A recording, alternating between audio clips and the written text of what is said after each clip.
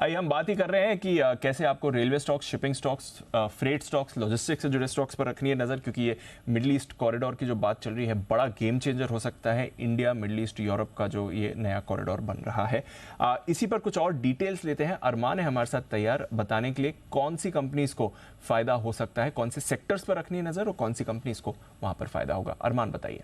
जी बिल्कुल, जैसा कि आपने कहा, ये एक बहुत बड़ी डील जो है इन सारी कंपनियों के हिसाब से स्पेसिफिकली अगर आप देखें तो हो सकती है, जिसमें आप आरवीएनएल ले लीजिए, राइट्स ले लीजिए, रेलटेल ले लीजिए, आईआरएफसी हुआ। शिपिंग कंपनीज की तरफ से अगर आप बात करें तो shipping corporation of India, Cochin shipyard, G shipping, सभी कंपनियों के लिए जो एक बड़ी डील हो सकती है। अब हुआ क्या है, G20 में भारत ने वैश्विक देशों के साथ जो है एक ऐतिहासिक रेलवे और पोर्ट डील जो है वो होती हुई दिखी है। इसमें अमेरिका और यूरोपियन यूनियन की मिडिल ईस्ट और भारत के लिए जो रेल और शिपिंग डील पर यहाँ पर सहमति बनती हुई दिखी है। अब इससे होगा क्या, इससे ये होगा कि जैसे कि अगर आपको एक डेटा बताऊं मैं यहाँ पर, तो भारत और यूरोप के बीच जो व्यापार है वहाँ पर 40% के आसपास के आपको जो है यहाँ पर तेजी होने की उम्मीद है। अब ये वाली जो डील देखें, अगर इसको MOU जो है साइन करते हुए दिखे हैं देश, उसमें दो स्ट्रक्चर हैं।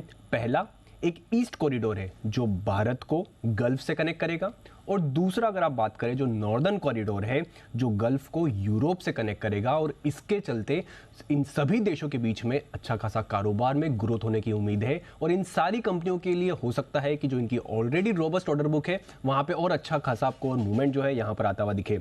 स्पेसिफिकली अगर आप कंपनीज की बात करें तो शिपिंग कॉर्पोरेशन ऑफ इंडिया, जिनका लगभग 30% के आसपास एक्सपोर्ट से आता है, कोचिन शिपयार्ड का 12% है, टेक्समेको रेल की बात करें तो वहाँ पर 10% है, राइट्स की भी 7% के आसपास की है, जो कि फिलहाल FY23 में थोड़ी कम हुई थी, बाकी उनका भी कंपैरेटिवली ज़्यादा है।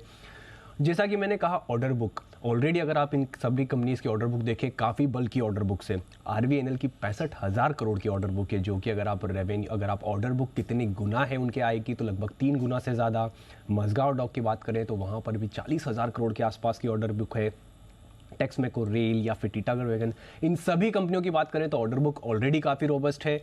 उसके बाद से अब ये जो कॉरिडोर जो बनने जा रहा है उसके चलते इन सारी कंपनियों को हो सकता है एक नया अपॉर्चुनिटी बिजनेस की जो यहाँ पर खुलती हुई दिखेगी, क्योंकि यहाँ पर इनका ऑलरेडी कंपैरेटिवली कई सारी कंपनीज का जो है ऑलरेडी एक्सपोर्ट कर रहे हैं, तो ये डील इन सभी कंपनियों के लिए बहुत बड़ी हो सकती है।